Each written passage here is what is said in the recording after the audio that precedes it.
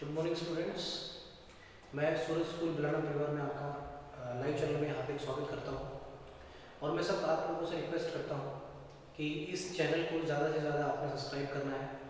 जो वीडियो आप लोग देख रहे हैं उसको लाइक शेयर और कमेंट करना है उसके ऊपर, ताकि हम लोगों का मोटिवेशन लगातार बढ़ता रहे। जैसा कि हमने प्रीवियस लेक्चर में बातचीत की थी सेट्स के टॉपिक के ऊपर, हमने उसकी स्टार्टिंग कर दी थी सेट्स टॉपिक की। हम उसमें और आगे बढ़ेंगे। मैं पहले ही आप लोगों को बता चुका हूँ कि सेट का जो टॉपिक है आपको बड़ा काम आने वाला है। इसको ऐसे ही नहीं लेना है आपने, अदरवाइज ये बड़ा काम आएगा आपको, चाहे 11th हो चाहे 12th हो चाहे फिर कंपटीशन एग्जाम हो। आजकल तो कंपटीशन एग्जाम में भी आपके एडवांस मैथ्स के क्वेश्चन आने लगे हैं, तो आप लोग उनके ऊपर लगातार प्रैक्टिस करते रहें। जैसा मैं करवा रहा हूँ उसके ऊपर प्रैक्टिस करते हुए चलें, ठीक है। तो आज का सिलेबस हम स्टार्ट करते हैं। आज का टॉपिक स्टार्ट करते हैं। हम जो टॉपिक पढ़ रहे थे वो सेट्स था, हम जिस टॉपिक के ऊपर थे वो सेट्स था। और सेट में बेसिकली मैंने आपको जो चीज़ बताई थी वो दो चीज़ें बताई थी। सेट की रिप्रेजेंटेशन बताई थी मैंने, सेट रिप्रेजेंटेशन, ये मैंने आपको बता दिया। सेट रिप्रेजेंटेशन में मैंने आपको बताया था कि सेट की रिप्रेजेंटेशन दो तरीके से होती है। दो तरीके क्या क्या थे? एक तो था आपका रोस्टर फॉर्म, एक तो रोस्टर फॉर्म था और दूसरी थी आपकी सेट बिल्डर फॉर्म।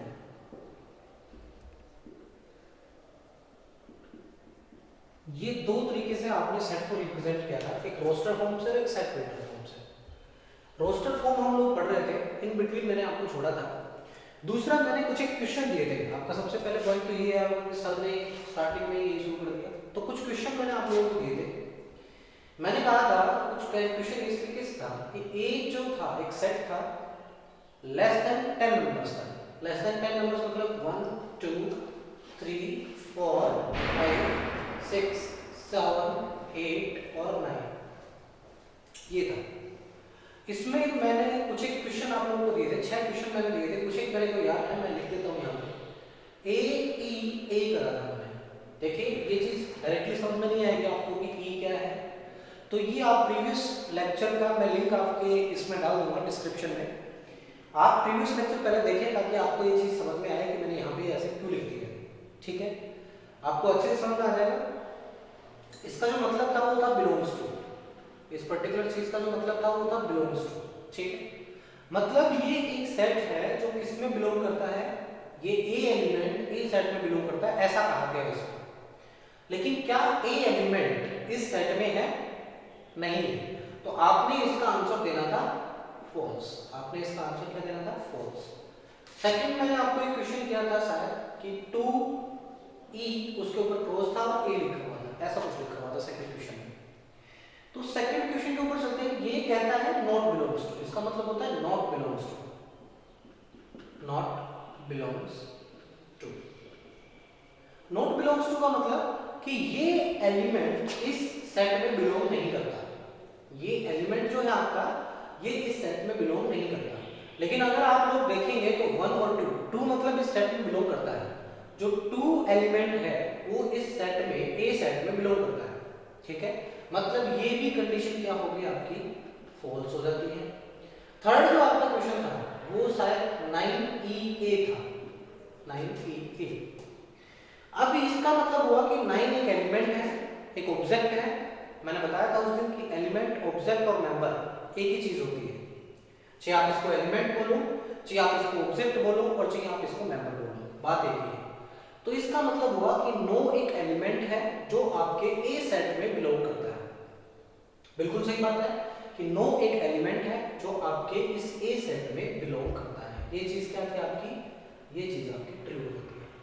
फोर्थ जो आपका क्वेश्चन था वो था 14e कि 14 एक एलिमेंट है जो आपका ए सेट में बिलोंग करता है। बाकी क्वेश्चन आप लोग समझ गए होंगे इतना देख के। मैं इस क्वेश्चन को सॉल्व करवाऊंगा कि 14 एक एलिमेंट है जो आपका ए सेट में बिलोंग करता है। आप लोग यहाँ पे चेक कीजिए कि कहीं पे 14 एलिमेंट आता है क्या? कहीं भी आपको 14 एलिमेंट लिखा हुआ नहीं मिलेगा। नहीं मिलेगा तो ये क्या, ये जो स्टेटमेंट है आपकी क्या होगी? फॉल्स होगी। बाकी की जो बची हुई दो स्टेटमेंट है मैं उम्मीद करता हूँ आप लोगों ने सोल्व कर ली होंगी। अगर नहीं सोल्व की है तो ये चीज देख के आप लोग सोल्व कर लेंगे, ठीक है। हम अपने नेक्स्ट टॉपिक के ऊपर आते हैं। हम रोस्टर फॉर्म पढ़ रहे थे। थोड़ा सा मैं आपको ओवरव्यू इस रोस्टर फॉर्म का दे देता हूं ताकि आपको समझ में आ जाए। अगर आप नए हैं तो इस चीज को देखिएगा। रोस्टर फॉर्म में जो सेट का नेम है, सेट का नेम जो था आपका वो कैपिटल लेटर्स में लिखा जाता है। सेट का नेम ऑलवेज कैपिटल लेटर्स में होता है। मैंने उस दिन भी आपको बताया था ए बी सी डी ऐसा कुछ, ठीक है। जो सेट के ऑब्जेक्ट के नेम है, जो सेट के ऑब्जेक्ट बोल दो आप, सेट के एलिमेंट बोल दो आप, या सेट के मेंबर बोल दो आप, जो सेट के ऑब्जेक्ट के नेम है वो हमेशा स्मॉल लेटर्स में लिखे जाते हैं, स्मॉल लेटर्स में लिखे जाते हैं। जैसे कि मैं बोल दूं ए बी सी डी ऐसे, ठीक है, स्मॉल लेटर्स में होता है। नेक्स्ट मैंने आपको बताया था कि सेट हमेशा इस रोस्टर फॉर्म में इस ब्रेसेस में होता है। इसको करली ब्रेस बोलते हैं, इसको आप करली ब्रेस बोलते हैं। इस करली ब्रेस का मतलब क्या होता है वो भी मैं आज आपको समझाऊंगा, वो भी आज हम आपको समझाएंगे, ठीक है। तो इस करली ब्रेस का मतलब भी आपको पता होना चाहिए। आपसे कोई भी क्वेश्चन कर सकता है कि आपने सेट का टॉपिक पढ़ लिया तो आपको ये भी पता होगा कि करली ब्रेस का मतलब क्या होता है। तो इस करली ब्रेस का मतलब होता है the set of all, the set of all, ये होता है इस करली ब्रेस का मतलब। जहां भी करली ब्रेस आपको लगी मिले, मान लो यहां लगी मिली a इज इक्वल टू करली ब्रेस मिली 1 2 3, ये मिला, तो आप क्या कहेंगे, a is a set of all, ऐसा बोलेंगे। करली ब्रेस नहीं बोलेंगे इसको, a is a set of all, समझ गए बात, a is a set of all बोलेंगे, ठीक है। उसके बाद मैंने बात की थी कि मेंबर्स के बीच में या ऑब्जेक्ट्स बोल दो आप, ऑब्जेक्ट्स के बीच में हमेशा क्या होती है, कोमा से हम उनको डिस्टिंक्ट करते हैं। जैसे मैंने यहाँ पे लिखा 1 2 3, मतलब ये अलग अलग एलिमेंट है, 1 अलग है, 2 अलग है और 3 अलग एलिमेंट है। ये कुछ एक बातें मैंने आपको रोस्टर फॉर्म में बताई थी, कुछ आज मैं आपको बता देता हूँ रोस्टर फॉर्म में, कि रोस्टर फॉर्म में आपका कभी भी क्या नहीं होता, कभी भी रिपीटेशन ऑफ एलिमेंट्स नहीं होता, इमैटेरियल होता है। Repetition of elements is not here, आपका कोई भी रिपीटेशन नहीं मिलेगा। जैसा कि मान लो कि आपका ए सेट है, ए सेट में आपके पास एलिमेंट है 1 2 3, ये रिपीटेशन यहाँ पे नहीं मिलेगा आपको। यहाँ पे क्या है, रिपीटेशन ऑफ एलिमेंट्स है, तो ये रिपीटेशन ऑफ एलिमेंट्स आपको नहीं मिलेगा। आपका जो ए सेट मिलेगा आपको कुछ इस तरीके से मिलेगा 1 2 3, मतलब जो भी दो बार चीजें आ रही हैं वो दो बार नहीं आएंगी, वो सिर्फ एक बार ही आएंगी। मैं एक एग्जांपल आपके सामने लेके चलता हूँ, मैं एक छोटा सा एग्जांपल आपके सामने लेके चलता हूँ, उस एग्जांपल से आपको और भी अच्छे से समझ आ जाएगा चीज। मुझे एक वर्ड है, मैं यही वर्ड उठा लेता हूँ जो ऊपर लिखा हुआ है, स्कूल। स्कूल एक वर्ड है, इसको मुझे सेट में रिप्रेजेंट करना है। I want to represent it in a set, roster form में। तो आपको पता है कि आप क्या लिखते हैं, पहले सेट का नेम लिखते हैं, फिर ये द सेट ऑफ ऑल लगाते हैं, उसके बाद जो भी इसमें एलिमेंट आपको दिखे वो एलिमेंट आप लोग यहाँ लिख देते हैं। ऐसा ही कुछ करते हैं, ये करते हैं, सॉरी ये ब्रैकेट नहीं आएगी, ब्रैकेट ये मैंने इसको सेट में रिप्रेजेंट कर दिया। लेकिन सेट में रिप्रेजेंट जब मैंने किया तो इसमें दो चीज ऐसी हैं ओ जो क्या आ रहे हैं, जिसमें रिपीटेशन हो रहा है, जिसमें आपका रिपीटेशन हो रहा है, तो उस रिपीटेशन को हम लोग हटा देंगे ओ और एल। बात समझ आ गई, आप ऐसा लिख देंगे। अब ये सेट आपका वो सेट हो गया जिसमें इनके सारे नाम आ रहे हैं। तो रोस्टर फॉर्म में यही बेसिक चीजें हैं जो हमने आपको बता दी थी, जो हम आपको बता चुके हैं कि भाई इसको इस तरीके से लिखा जाता है, ठीक है। अब हम कुछ एक एग्जांपल रोस्टर फॉर्म के लेके चलेंगे, और इससे पहले मैं आपको कुछ चीजें एक बार क्लियर कर दूं ताकि आपको कंफ्यूजन ना रहे। देखिए, हम रोस्टर फॉर्म में एक कोलन का यूज करते हैं, इसको बोलते हैं कोलन, इसको कोलन बोलते हैं, है ना। और कोलन का मतलब होता है सच दैट, इसका मतलब होता है सच दैट। अगर कहीं पे कोलन लगी हुई है तो उसका मतलब होता है सच दैट। बात समझ में आई आपको? कहीं पे भी आपको कोलन लगी मिलती है सेट में तो उसका मतलब सच दैट होता है। जैसे कि मैं आपको एक क्वेश्चन लिख के देता हूँ, इस क्वेश्चन को आपने रोस्टर फॉर्म में कन्वर्ट करना है। आपके सामने एक क्वेश्चन लिखा हुआ है, इसको आपने रोस्टर फॉर्म में कन्वर्ट करना है। क्या क्वेश्चन है कि a is equal to x X is vowel of English alphabet. English alphabet.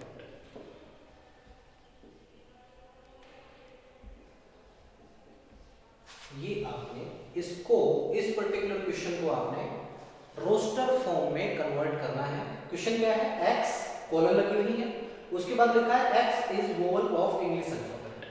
अब आपको इंग्लिश अल्फाबेट के वोवल तो पता ही होंगे, मेरे को बताने की जरूरत नहीं है। इंग्लिश अल्फाबेट के अल्फाबेट वोवल्स होते हैं a, e, I, o और u, ये होते हैं इंग्लिश अल्फाबेट के वोवल्स। समझ में आ गया?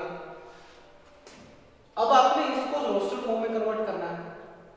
देखिए, रोस्टर फॉर्म में कन्वर्ट करने से पहले मैं आपको बता देता हूं इन चीजों का मतलब क्या होता है। इसको हम कैसे रीड करेंगे? इसको रीड करेंगे A is a set of all x.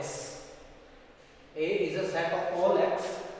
इसको लिखेंगे, देखिए सेट ऑफ ऑल आ गया, सेट ऑफ ऑल आ गया, x इसका एलिमेंट है, x आ गया, तो set of all x such that, इसको लिखते हैं such that x is vowel of English alphabet। इस लाइन को कुछ ऐसा पढ़ेंगे हम, इस लाइन को आपने डायरेक्ट नहीं पढ़ लेना है, कुछ इस तरीके से हम इसको पढ़ते हैं, इस तरीके से हम इसको पढ़ते हैं। ऊपर वाली लाइन को कैसे पढ़ेंगे? A is a set of all x such that x is vowel of English alphabet। मतलब इसको रोस्टर फॉर्म में अगर हम ब्रेक करें तो हम कुछ ऐसा लिखेंगे A, E, I, O, U। ऐसे हम इसको रोस्टर फॉर्म में रिप्रेजेंट करेंगे। बात समझ आ गई आपको? इसको रिप्रेजेंट कैसे करेंगे रोस्टर फॉर्म में? इसको रिप्रेजेंट करेंगे A, इस तरीके से रिप्रेजेंट करेंगे A इज इक्वल टू, और जो भी आपके इंग्लिश अल्फाबेट आते हैं वो सब, ठीक है। मैं एक सेकंड एग्जांपल और आपके सामने लेके चलता हूं ताकि आपको अच्छे से समझ में आ जाए, आपको कोई दिक्कत ना आए, ठीक है।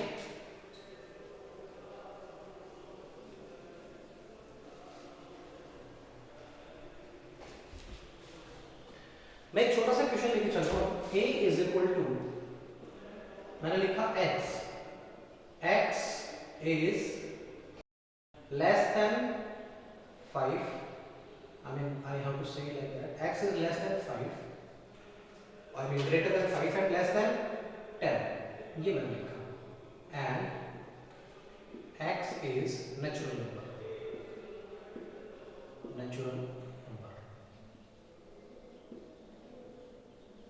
ये मैंने स्टेटमेंट लिखी है, ठीक है। इस स्टेटमेंट को पहले तो पढ़ेंगे, इस स्टेटमेंट में लिखा क्या है। बिल्कुल सिंपल भाषा में लिखी है मैंने, इसको मैं मॉडिफाई भी कर सकता था लेकिन बिल्कुल सिंपल लिखा है। क्या लिखा मैंने लिखा कि A is a set of all x such that, अब आप समझ सकते हैं, यहाँ पे आपने पढ़ लिया तो यहाँ समझ सकते हैं, such that x कहां से कहां तक, 5 से 10 तक, और x क्या है आपका एक नेचुरल नंबर है। अब नेचुरल नंबर क्या होते हैं? अगर आपने प्रीवियस लेक्चर मेरा देखा होगा तो आपको पता होगा कि नेचुरल नंबर क्या होते हैं। मैं इसको दूसरी स्टेटमेंट में लिख के दिखाता हूं। ए, ऐसा भी क्वेश्चन आ सकता है आपके पास,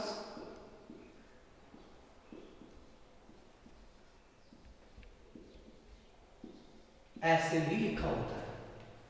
इसका मतलब, इस ऊपर वाली लाइन का मतलब और नीचे वाली लाइन का मतलब सेम होता है। क्या है? देखिए, इसमें लिखा हुआ है कि A is set of all x such that x की वैल्यू यहां से यहां तक लाई करती है and x is a natural number। अगर इसकी बात करें तो इसमें क्या लिखा हुआ है? A is a set of all x, x की वैल्यू यहां से यहां लाई कर रही है और x belongs to natural number। बात तो वही हुई भाई, x क्या है? नेचुरल नंबर है, तो x belongs to natural number, मतलब x की वैल्यू कहां से आएगी? नेचुरल नंबर से। मैं यहां पे क्या करूंगा, मैं A सेट को कैसे रिप्रेजेंट करूंगा रोस्टर फॉर्म में? मैं लिखूंगा 6, 7, 8 और 9। आपको अब रिप्रेजेंटेशन तो समझ में आ गई होगी। क्यों लिखा मैंने ऐसा? क्योंकि x की वैल्यू कहां से कहां तक जा रही है? 5 से लेके 10 तक जा रही है, तो मैंने लिखा 6, 7, 8 और 9। अब क्या ये सब नेचुरल नंबर है? इसका आंसर आप लोग कमेंट में करेंगे कि क्या ये सब नेचुरल नंबर है 6, 7, 8, 9। ये नेचुरल नंबर का जो कंसेप्ट है ये मैंने प्रीवियस लेक्चर में आपको बताया था। तो आप लोगों ने सिर्फ कमेंट करके इतना बताना कि क्या ये नेचुरल नंबर है। ठीक है, मेरे हिसाब से आप रिप्रेजेंटेशन सेट की समझ गए हो। अब कुछ एग्जांपल हम आप लोगों के सामने लेके चलेंगे जो आपकी बुक में मेंशन है। ठीक है, the given right the solution set of equation. Equation आपके सामने दी हुई है, मैं इक्वेशन लिखता हूं। अगर आप साथ साथ नहीं लिख पा रहे हैं तो आप वीडियो पॉज करके लिख सकते हैं, या फिर आप पहले वीडियो को समझें और फिर दोबारा से यही वीडियो चला के उसको अपनी कॉपी में नोटबुक में नोट कर सकते हैं। ठीक है, पहले समझना जरूरी है। अगर चीजों को समझोगे नहीं तो आपको मैथ समझ में नहीं आएगा। और मैं रिक्वेस्ट ये करूंगा कि आप बार बार प्रैक्टिस करते रहें। जो भी आपको एक्सरसाइज या टाइम मिलता है, जब भी आपको टाइम मिले अपनी एक्सरसाइज उठाएं और आप अपनी एक्सरसाइज में लगे रहें। ठीक है, चलिए इक्वेशन के ऊपर चलते हैं। इक्वेशन मेरे सामने दी हुई है x² plus x minus 2 is equal to 0। ये मेरे सामने एक इक्वेशन लिखी हुई है और इस इक्वेशन को मुझे रोस्टर फॉर्म में कन्वर्ट करना है। ऐसा कुछ क्वेश्चन मिलेगा आपके सामने, बिल्कुल सीधा क्वेश्चन नहीं मिलेगा, ऐसा कुछ क्वेश्चन आपके सामने मिलेगा। आपके सामने एक इक्वेशन दी हुई होगी x² plus x minus 2 is equal to 0। अब आपने एक कंसेप्ट 10th क्लास में 9th क्लास में पढ़ा होगा जिसको बोलते हैं क्वाड्रेटिक इक्वेशन। ऐसा कुछ कंसेप्ट आपने पढ़ा होगा, क्वाड्रेटिक इक्वेशन बोलते हैं। तो क्वाड्रेटिक इक्वेशन को आप सोल्व कैसे करते हैं, या हमें क्या फाइंड आउट करना होता है, दो रूट फाइंड आउट करने होते हैं क्वाड्रेटिक इक्वेशन के। एक x1 बोलते हैं आप, एक x2 बोलते हैं, है ना। तो वो रूट फाइंड आउट करने होते हैं हमें। तो हम जो इक्वेशन देखते हैं उसमें सबसे पहले हम फैक्टराइजेशन मेथड से रूट फाइंड आउट करने की कोशिश करते हैं। एक पेपर आया था 2019 में, एक पेपर पब्लिश हुआ था। उस पेपर में क्वाड्रेटिक इक्वेशन का बहुत अच्छा सॉल्यूशन दे रखा है। मैं आपको कल उसका सॉल्यूशन बताऊंगा कि उस क्वाड्रेटिक इक्वेशन का सॉल्यूशन कैसे करते हैं। ठीक है, वेल आज हम अपने टॉपिक पे देख लेते हैं कि इसका सॉल्यूशन कैसे करते हैं। देखिए इस चीज में कैसे फैक्टर बनाते हैं, आप लोगों ने 10th क्लास में पढ़ा हुआ फैक्टर कैसे बनाते हैं। मैं यहां पे लिखूं अगर x प्लस 2 और x minus 1 is equal to 0, तो मैं कुछ गलत नहीं लिख रहा हूं, क्योंकि अगर मैं इसको सोल्व करता हूं, ये मैंने फैक्टर बनाया इस इक्वेशन के थ्रू, अगर मैं इसको सोल्व करता हूं तो ये आता है x² प्लस 2x, है ना, ऐसा कुछ आएगा x² plus 2x minus x plus minus 2 minus x minus 2। ये क्या बनेगा आपके सामने x² प्लस x माइनस 2, यही आपकी इक्वेशन है। ठीक है, तो मैंने क्या किया है, इसका फैक्टराइजेशन मेथड से इसके इस इक्वेशन के दो फैक्टर किए।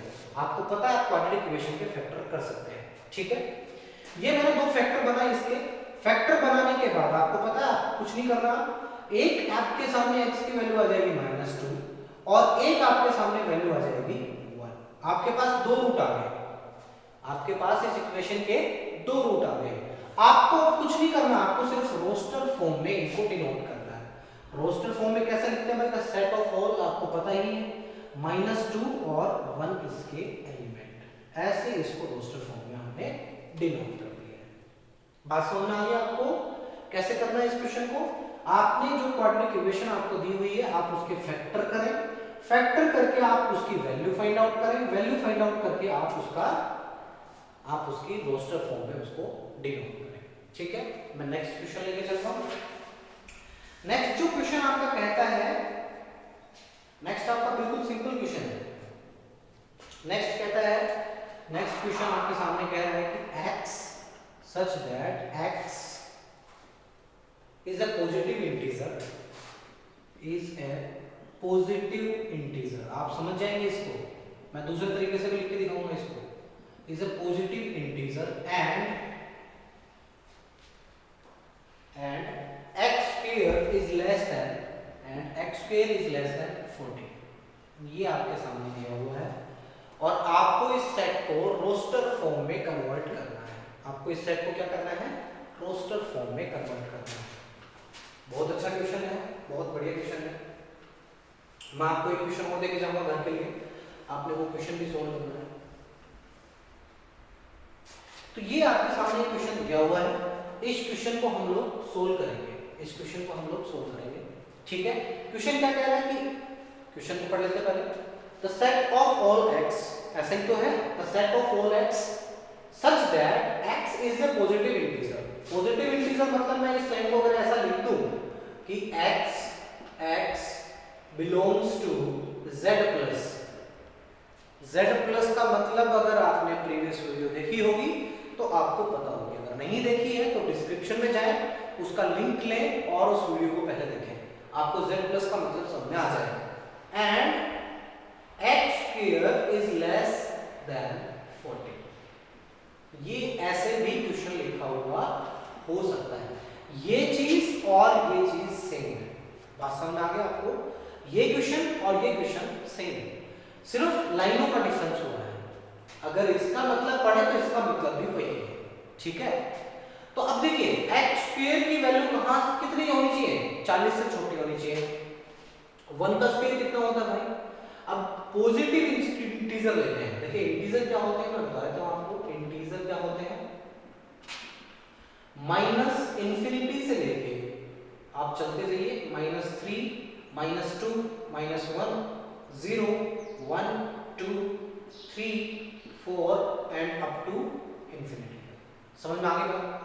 और आपको क्या लेना है? सिर्फ पॉजिटिव इंटीजर लेना है, आपको नेगेटिव इंटीजर नहीं लेना है। पॉजिटिव इंटीजर कहां से शुरू होते हैं? यहीं से तो शुरू होते हैं। अरे पॉजिटिव इंटीजर कहां से शुरू होते हैं? यहीं से शुरू होते हैं। मतलब 1 का स्क्वायर कितना होता है? a = आप लिखें यहाँ पे 1 का स्क्वायर कितना होता है? 1 ही तो होता है। अब 1 छोटा है क्या 40 से? बिल्कुल छोटा है। 2 का स्क्वायर कितना होता है? 2 का स्क्वायर 4 होता है। क्या 4 छोटा है 40 से? बिल्कुल ठीक बात है। 3 का स्क्वायर कितना होता है? 9 होता है। क्या 9 छोटा है 40 से? बिल्कुल ठीक बात है। 4 का स्क्वायर कितना होता है? 16 होता है। क्या 16 छोटा है 40 से? बिल्कुल ठीक बात है। 5 का स्क्वायर कितना होता है? 25 होता है। 25 छोटा है 40 से? बिल्कुल ठीक बात है। 6 का स्क्वायर कितना होता है? 36। क्या 36 भी 40 से छोटा है? बिल्कुल ठीक बात है। अब 7 आता है। 7 का स्क्वायर कितना होता है? 49। क्या 49 40 से छोटा है? नहीं। तो यहीं पे हम बात करते हैं। ये मेरा क्या बन गया? ये मेरा सेट बन गया। किस फॉर्म में? रोस्टर फॉर्म में। अगर नहीं समझ में आया तो मैं दोबारा समझा देता हूं। देखिए इसमें लिखा हुआ था set of all x such that x की वैल्यू पॉजिटिव इंटीजर बिलोंग करती है। मतलब x की जो वैल्यू आपने लेनी है वो क्या लेनी है? पॉजिटिव इंटीजर लेनी है, नेगेटिव इंटीजर नहीं लेनी है। मैंने इंटीजर में बता दिया नेगेटिव इंटीजर कौन से होते हैं और पॉजिटिव इंटीजर कौन से होते हैं, मैंने आपको बता दिया है।